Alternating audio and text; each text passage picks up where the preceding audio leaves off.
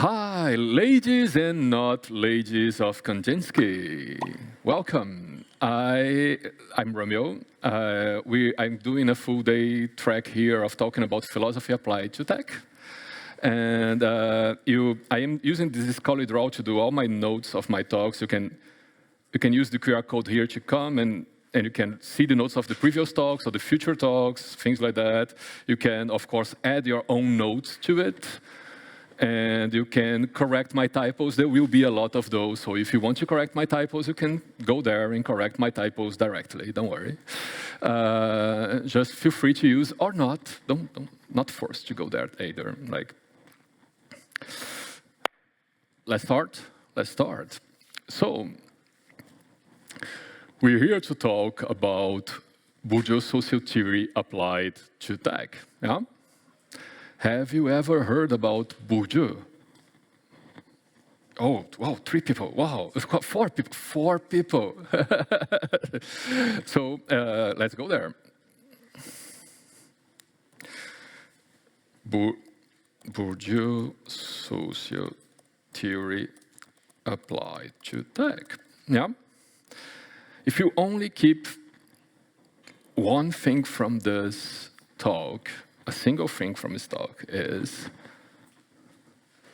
destroy all delusions of merit. If it's the only thing you get from the talk, get this, destroy all delusions of merit. Merit does not exist. Yes? Now, the rest of the talk is trying to explain that, but if you already accept that in your heart, then just leave and go away and have a happy life. So, Bourdieu had the merit of creating a whole social theory to try to explain society, which is something that most sociologists would love to do, and usually people do not have the privilege to being paid to do that for 20 years. So, very few sociologists have done that. There is a German one, I cannot pronounce his name, that did that too. He invented also the Zettelkasten method. You know the name of the guy? Yeah. Name of the German guy? Right. You can find it and put it on the... But there are 3 people that had the funds to do that in history of humankind, and Bourdieu was one of them, yeah? Okay? So, some disclaimer.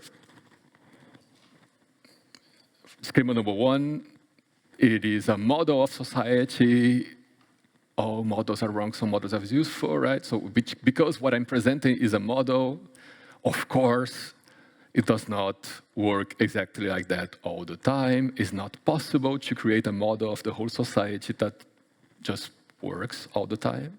It's not doable, it's not physically doable. So, yes, there will be some things that doesn't work in the model. It does not mean that the model is not useful. Yeah? Okay? Are we good with that? Second thing,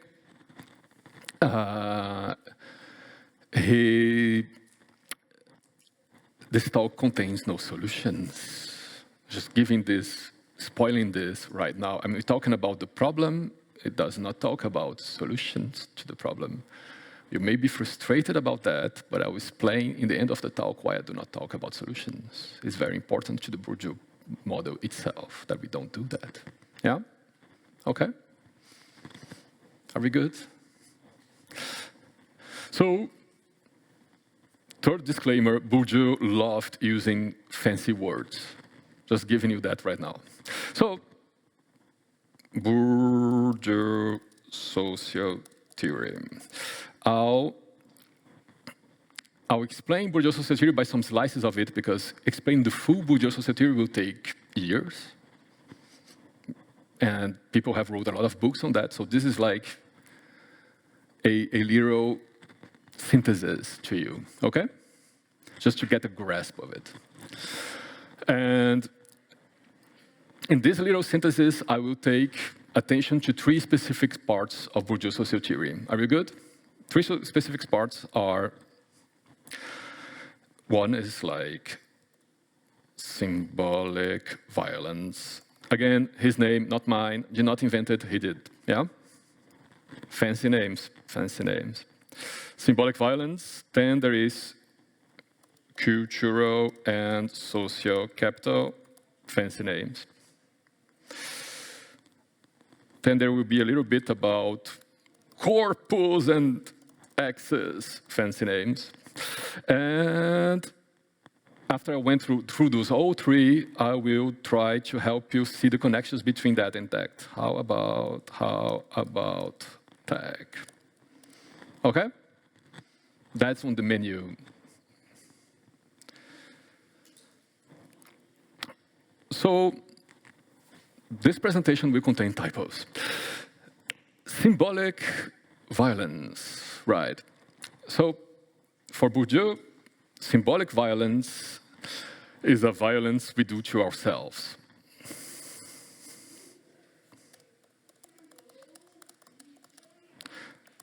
Well, more specifically, every culture, every country, every group of people in the history of humankind had an icon of power, right? The icon of power is the symbol we have of the people that deserve power. We have this picture in our mind. You have it right now when I say this. It is not something we are born with. It's something that is transmitted from generation to generation to generation since birth to us. So we start learning that very early in our lives. But there's nothing inherent about that. Make sense? And we internalize it. So, final disclaimer. This is a talk about sociology. This is not a talk about psychology, right? And I will not do a talk about the difference between those. So I'll just give you a working definition, very quick and dirty difference between those right now. Are we good with that?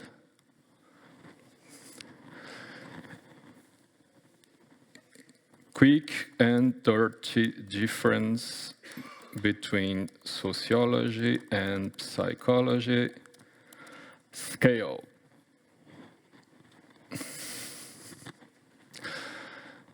When I start saying things in the talk, maybe part of you will be saying, but I'm not like that. It doesn't matter. It doesn't change anything. Nothing. None of those things impact exactly like that 100% of every human being. You just need enough people to behave like that for it to work. Make sense? You just need critical mass. That's about it. Okay? Are we good on that? So if you feel that part of you saying, I'm not like that, it doesn't matter. It doesn't change anything. So, symbolic violence, right? We internalize, as a species, right? We internalize this icon of power, this description of the person that deserves power. Yeah? That description changes over time. Like, for example, is represented by an infinite number of traits. Infinite number of traits. Like, for example, a certain color of skin, or a certain gender, or maybe a certain way of dressing, or maybe a certain way of speaking, right? Like there is an infinite number of traits that compose this drawing we have internalized about the icon of power. And the more traits the person has, the closer the person is to the icon of power. The less they have, the further away they are from the icon of power. There is a distance between you and the icon of power, right? You are never fully in the center of it. That's not possible, but like sometimes you are pretty close to the center. Yeah, and sometimes you are really far away. Make sense? Have you ever heard about this phrase, dress for success? Right? What the person is trying to do is they're trying to get a little bit closer to the icon of power. Yeah? In the way I'm not exactly doing right now. Make sense? So,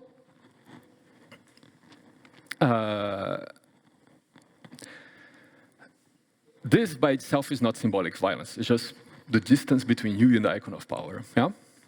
The closer you are, the closer you are to this, the idea that people have interiorized of it. But there is an impact of that. The impact of that is that each and every one, okay, not maybe everyone, but enough people are conditioned to yield power to people closer to the icon of power than themselves.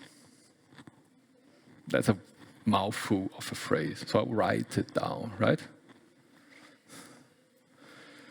People are conditioned to give power to other folks closer to the icon than themselves.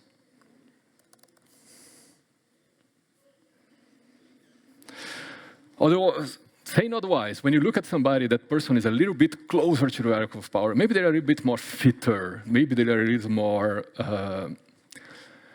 whiter. Maybe they're a little bit more man. Maybe they're a little bit more speaking in a way closer to the icon of power or something like that. Maybe they're closer to some definitions of that icon, local definitions of the icon. You give a little power to them. You take their words as being more useful than the people that are a little bit farther away from that icon. Yeah? And again, when I say you, is the generic you. Maybe you yourself don't do that. You're wrong. But maybe you don't. Maybe you don't. Maybe you make a deliberate decision to try to fight this within you and go against the grain. You just need enough people doing it for it to change society itself. Yeah? Make sense? If you have a critical mass of people doing it, then you have a group behavior that works. By work, I mean it creates that working system. It doesn't mean that the system is good, right? It just means that it sustains itself with that structure of power. Make sense? So the icon of power changes over time. Like in some centuries ago, being fat was closer to the icon of power.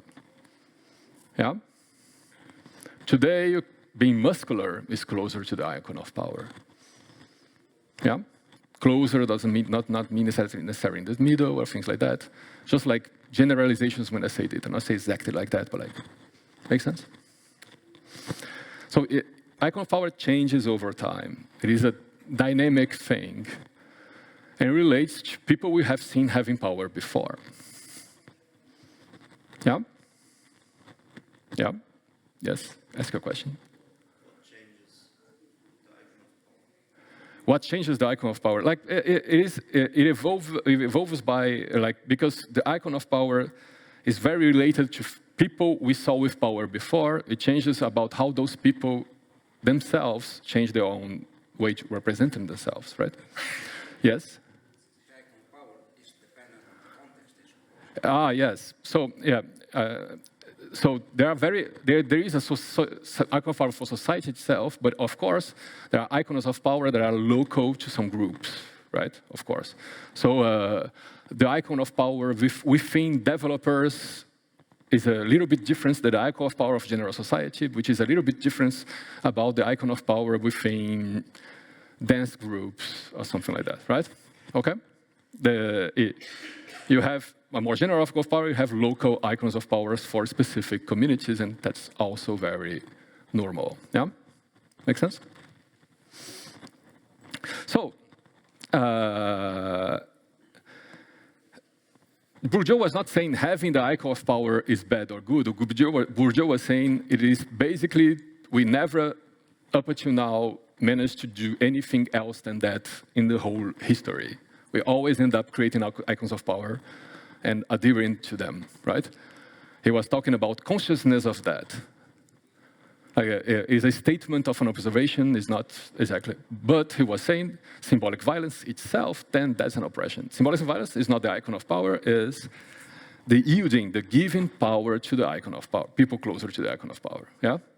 And what Bourdieu was saying is that giving power is within us, is a violence we do to ourselves.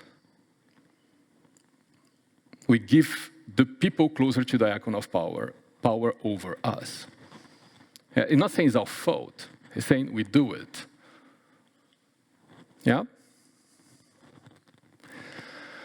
And that's a very beautiful system, isn't it? So, the person being oppressed, the person being oppressed, they have the oppression itself, but they have also the burden of enforcing the oppression, right? Now, not only you as somebody further away from the icon of power, you are giving me power, but it's you doing it, so I don't even have to burden myself with oppressing you. You do it for me. Isn't that grand? Yeah? You do it for me. And because you do it for me, they are so burdened by not being seen in their oppression. Right. Because you give me power, is you doing it. I'm not even seeing that you're doing that. So I was just saying, what's the problem? What's the matter? Why are you complaining about? Right? And they have the burden of having to explain it.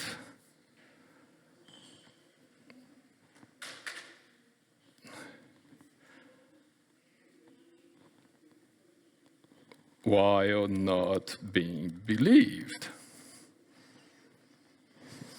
Isn't that an incredible system? It's just the homeostasis of it, how it maintains itself. Right? So, the further away you are, the more you yell to others, the closer you are, the more you have people yelling to you. The closer you are, the more you do not see this at all. The more you can be completely naive about this. Yeah? Again, statistics, right? Not saying that's true to every single person, things like that. That's not the point. Just need enough people in the system doing this. Good? We have, of course, a level, like I say, you have the rest of success. Some of those things you can pay to change, and people use that power to try to change it. And it works up to a certain extent. Have you ever seen somebody try to use a suit, but they're not very used to using suits? Right? And you can see it. You can see that it doesn't belong completely. Yeah? So money does not solve all of this. But some of it, yes. Have you ever seen like new rich people that are very bling? They don't know how to wield the elements of the icon of power. They just buy it. Right?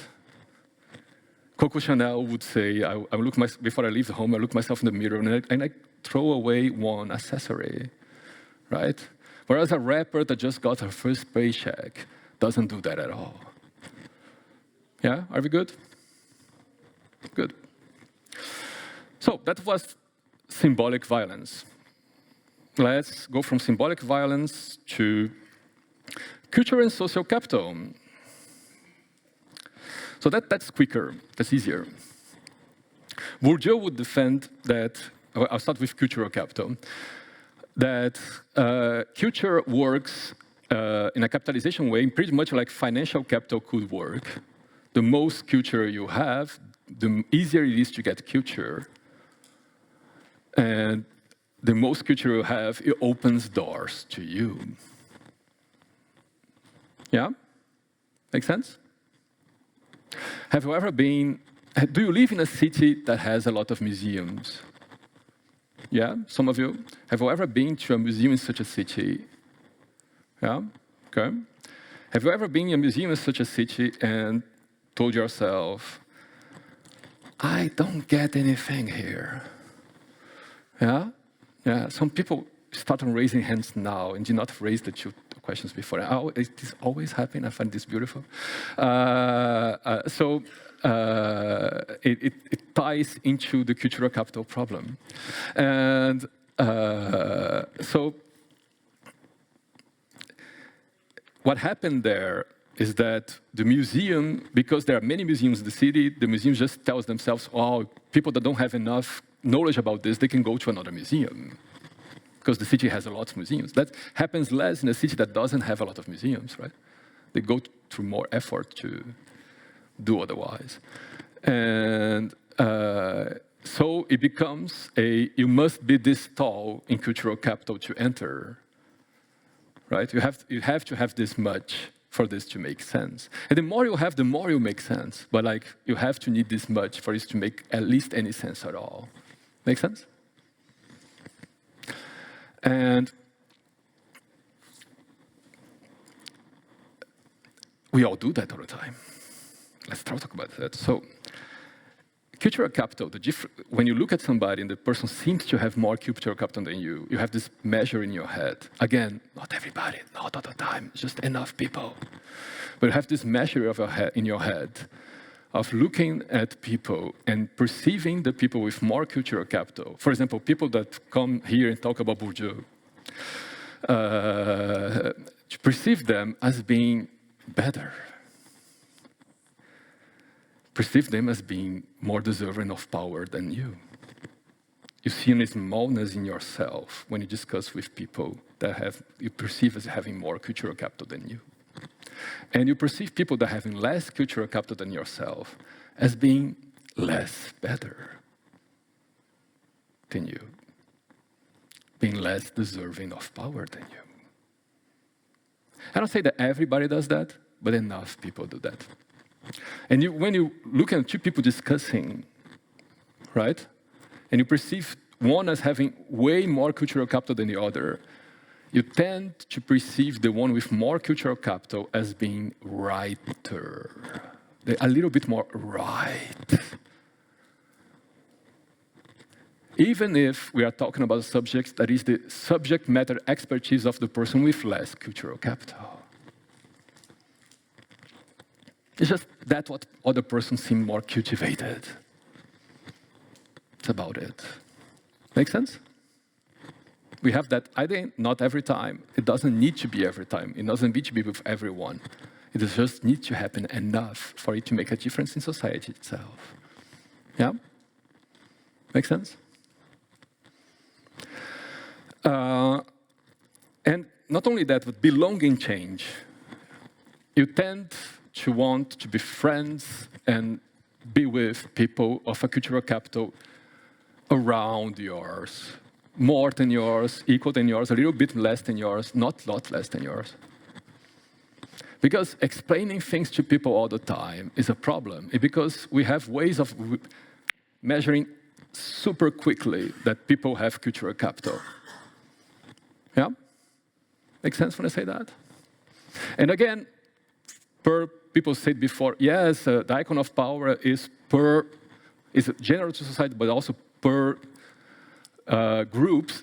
Cultural capital is also in general society, but also per group, right? Somebody that has a lot of cultural capital within the DDD community, within DDD, etc., also correlates to a lot of things. It doesn't mean that they know more, things like that. Make sense? Yeah? So, let me give you an example, a parenthesis, if you will, in the talk. Have you ever been to a contemporary art museum? Have you ever been to a contemporary art museum and told yourself, this is bullshit? Do you still do that? This is bullshit. Okay, yeah. So, let me give you the gift of a slice of cultural capital. Yes? Just so we can live this experience of acquiring it, seeing it, and seeing how it changes us. Yes? Are we good? So, there used to be that in the Pompidou, my favorite museum in the world. In the Pompidou, you have this very beautiful picture.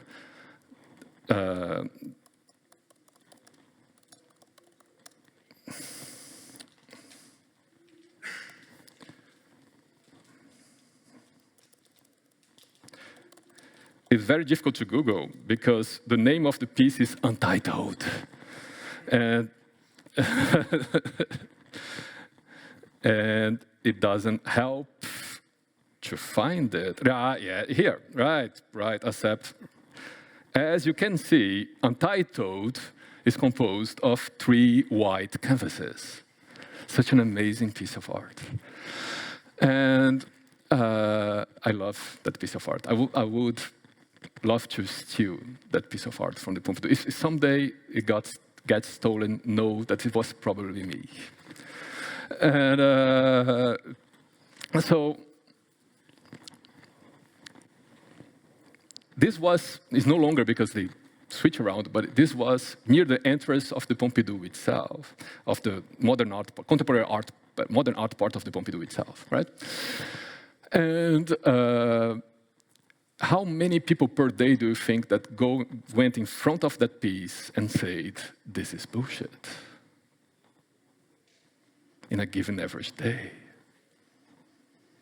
Like hundreds, right? Thousands, maybe. That's the art piece. The art piece is not only the 3 white canvases. The art piece is the 3 white canvases with the people in front of it saying, this is bullshit, right? Because contemporary art tries to destroy the dichotomy between subject and object, right? Tries to destroy that art being just the object being observed, but it's also about the feelings you have with this and what you're doing, the lived experiences you have, and what people are saying when they look at the art. So the art piece itself is not the 3 white canvases. The art piece itself is the 3 white canvases and the person saying this is bullshit. And the person looking at the person saying this is bullshit and say, oh, I know it, is also part of the art piece, right? But now, when I gave you this little slice of cultural capital, now you can no longer look at the art piece in the same way again. You can also no longer look at the person saying this is bullshit in the same way again. And you can no longer say this is bullshit in the same way again. You can still say this is bullshit, but it's now different bullshit, right? There is a before and after that happened because you acquired cultural capital. Cultural capital changes you. Not only changes you, changes how you perceive people, how you judge people, who belongs with you or not. Now, if you go to the Pompidou and you look at somebody saying this is bullshit, and you will look around looking for the people that are looking at the people looking at this. And now they are part of you too, right? You changed belonging itself when you changed cultural capital. Make sense? And social capital is like cultural capital, but for relationships. The more relationships you have, the easier it is to get relationships. Yeah? The more relationships you have, the more it opens doors to you. When you see somebody that is very good at having relationships, you perceive that person as being closer to deserving power. Yeah? I'm not saying that's bad or good, just saying it's there. is there for enough people to make a difference in society, to structure society in a different way. Yeah? I'm saying having friends is bad. Not my point. We are a gregarious animal. We need friends to exist. Yeah? So, what is interesting is that cultural capital helps you get social capital, and social capital helps you get cultural capital, right? Your friends teach you stuff. Knowing a lot of stuff helps you get friends. They interact, they intersect, they enhance each other. Yeah? We good? All right. Hexes. So that's a biggie, that's a difficult. So Bourdieu has this concept of a corpus. A corpus is like an aura, but it's not an aura at all. Yeah? Corpus is the way you behave with your body. Like when people look at you, they perceive things by your non-verbal communications, the way you are. They perceive things about you and judgments about you that they draw conclusions from that. Make sense? It's inevitable that you have corpus. That's just a fact of communicating with your body. Yeah? And he made a list of different corpuses, and one that I'm very interested in is one he called axis. So axis is the corpus that says, I belong here.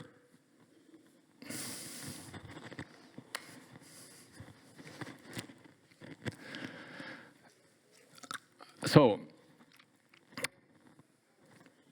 it is all these things you have in your nonverbal communication that explains to the world, everything is fine, I am in charge, I belong here, I am where I'm supposed to be.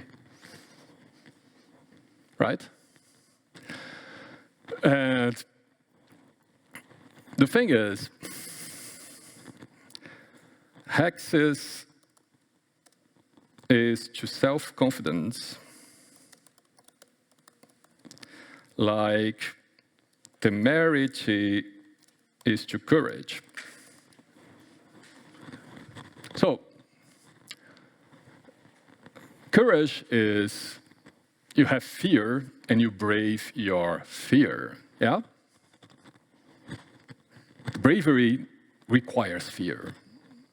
In order to be courageous, you have to fear something, and you go beyond that fear, yeah? Temerity is you have no understanding of the risks at all. You have no fear because you do not see what is the danger. Make sense?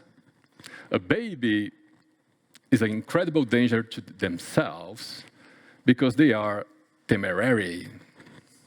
Yeah? A baby can fall off a cliff easily because they have no understanding that they are at risk near a cliff. Make sense? So that is a very different thing between courage and temerity. And self-confidence is you ask yourself the question, should I be here? Should I be in charge? Should I be doing this? You have that question, you have that doubt, and then you get to the conclusion that yes, you should. That's confidence in yourself, yeah? Make sense? Hexes, on the other hand, is way closer to you do not ask yourself that question. And actually the question itself is alien. Why are people asking themselves that? Make sense? Have you seen people like that? So this makes for like a big number of people. Every new United States election, you heard about the main people that are candidates, but if you look into, there are like 15 other candidates that are just random people that just believe they are good for the job. They'd have no doubts about that. No matter how much they are not at all, right? Make sense? This happens because those people are constrained since birth to never doubt themselves. They just navigate through life without that doubt. Thing is, we created a society that punishes self-doubt a lot, right? And hence, because we punish self-doubt a lot, we gatekeep over self-doubt. Because we gatekeep over self-doubt, we see people doubting themselves as a sign of weakness, a sign of not deserving power. Again, not everybody, just need enough people, etc. Yeah? So you tend to see two people discussing, arguing. If one of them is like showing signs that they have some doubts about themselves, but they are like thinking about this and try to be constructive about this, and the other is just very sure, we tend to give power to the person that is very sure. Doesn't matter the competence of that person. And when you have access, you never doubt yourself, so it compounds a lot. Make sense? Yay. Yay. So,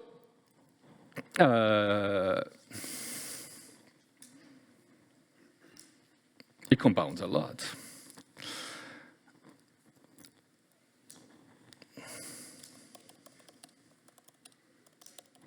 Like, when you interact those together, right? We have things like, in the icon of power, we have calmness. When you are calm, when you're not angry, you are calm.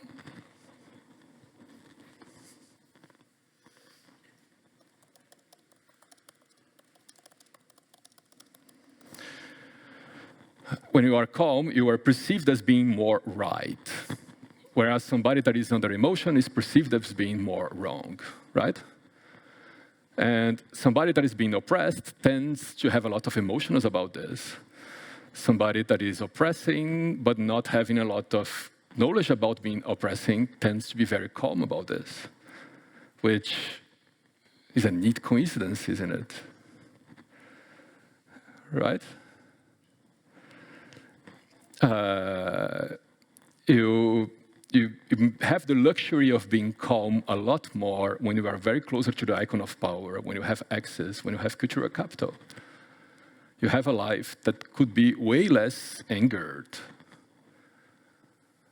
and bring way more calm to your discussion. Doesn't mean you are a writer about those discussions. It just means that then now you have more power because of that calmness. And people that are oppressed tend to be angered about that, and hey, they're just too emotional.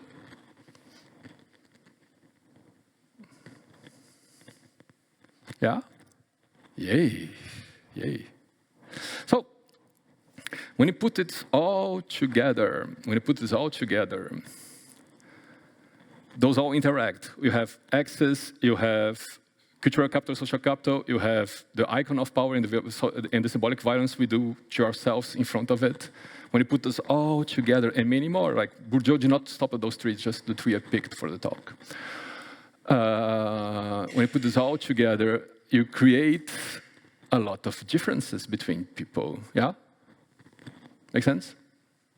And none of those are material differences per se, but all of those are convertible into material differences, right?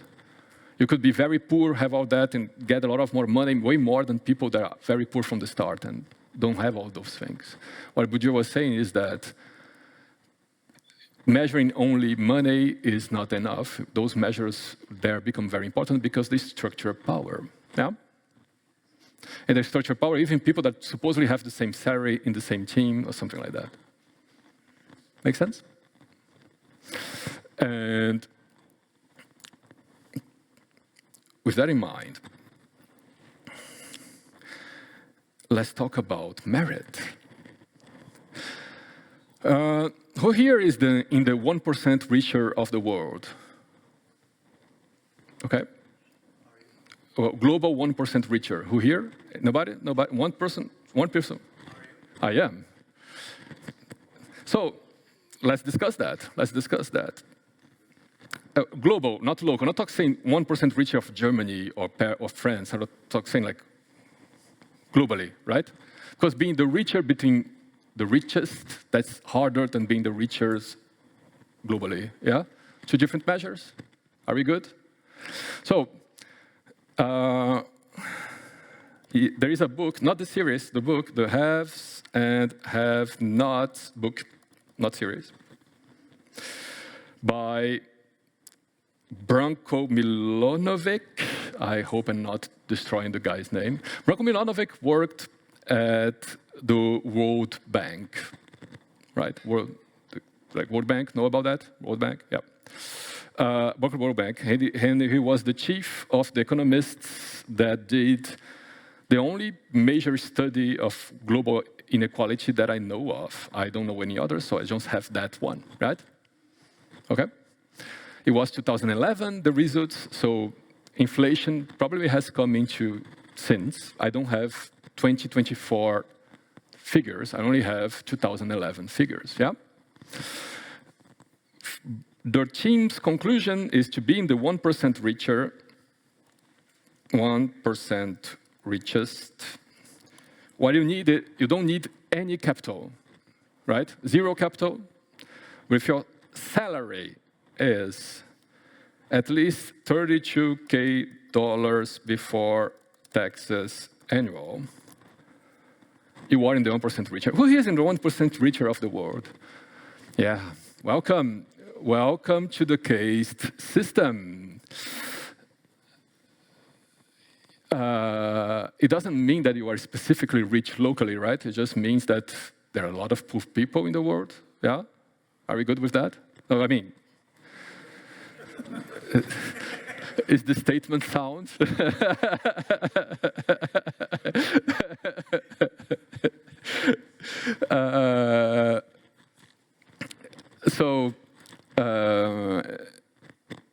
It doesn't take a lot, you would think, but it also means that literally almost 8 billion people will never cross that line, and you have crossed from birth. Yeah? Have you ever worked with somebody and you say, yeah, that person has just given up. They're just like going through the motions, doing the bare minimum not to lose their jobs and going fuck all. Yeah, ever seen that? Could you say that you could potentially become one such a person and still be in the 1% richer of the world? Right, you could, right? Welcome to the caste system. You were born in a swimline. You are in the 1% richer out of lottery. You will die inside it, even if you stopped making efforts. Probably, unless something major happens, like global warming. No, anyway, the water wars, things like that. But but unless that global order is changed, you basically pretty much set to be in front of 8 billion people. Yeah? There is no merit. Destroy all illusions of merit. Meritocracy is all era's divine mandate of kings. I'll write that down. Right? There is no merit. There is no merit. Destroy all illusions of merit. Meritocracy is all ages' divine mandate of kings. Is the divine mandate of kings in the Middle Ages was like, the king is king because God has chosen the king to be king. Yes? It's the justifications we give to accept the social order. Meritocracy is our current version of that. People are in power because they deserved it. But like, as I shown by all traits of the Bourdieu social theory, yeah, probably not. As I showed by the streamline you are born in, probably not. I'm not saying you are a bad person because you were born in that streamline. Say that we should then take measure of this. Yeah? Which gets to tech. So how about tech? Because sometimes I give this talk and I have people say, no, but tech is different. It isn't. It isn't. Like, please don't buy that. People think they're sometimes trying to sell something to you. Every one of our, I say that with love. I love, like, for example, the Agile Manifesto. Have you heard about that? Yeah?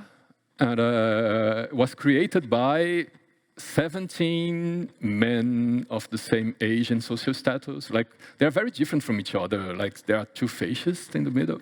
But, like, they, looking from a certain distance, they are very similar levels of social capital, cultural capital, and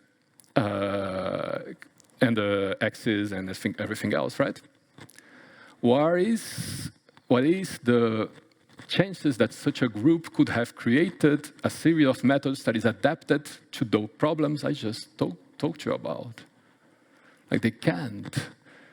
An internal moment of something very important to all this is that the people that have power by this system are largely with a lot of naivety about that power. Yeah? Make sense? So you create ways of working together that are naive about those powers. I'm not the first one to talk about that. There is like Joe Freeman, the tyranny of structurelessness, right? She went in huge detail. I don't know what year was that, the 70s. She went into huge detail explaining why in every supposedly horizontal team you have power hierarchies. Like, every team has a hierarchy. And the thing is, when you have an hierarchy, you have power over. When you have power over, because people have different levels of all this, then you have people hitting themselves, right? Metaphorically, hopefully. So a prayer session or a mob session is supposed to be peers working together, but if you have your boss in the room, then it's no longer that. And if your boss is boss in a visible hierarchy, then you can not even discuss about that. Yeah? When you want to retrospect on things, but you want to be able to speak freely, it becomes difficult when the problem is a problem of hierarchy between people. So you have kind of need words to discuss about this, which is the whole point of this talk. Trying to create words to discuss about this. And you can ask, but do you have any solution? That's a beautiful question. But the thing is, if I brought you a solution, it would be a solution brought by somebody that is of a very high cultural capital and access and very close to the icon of power. Okay, not by dress, but like, I can change that if you want. And so like, it would be fucking naive, right? It would be very naive if I try to give a solution to all this. And you could say, hey, then we should ask the oppressed to give solution to this, right? But then we have a problem. Because the oppressed already have the oppression itself, the burden of processing, the burden of not being seen, and now you want to add to it, finding the solution. And sucks. Yeah? So we are fucked. That's what I'm saying. Yay. So I have no better solution that, yes, once we see this very difficult to solve problem, we should have discussions about this together as peers, even though we have an invisible hierarchy, and point together that invisible hierarchy between us. And to do that, we need to conspire. That's my only invitation today. Thank you, friends.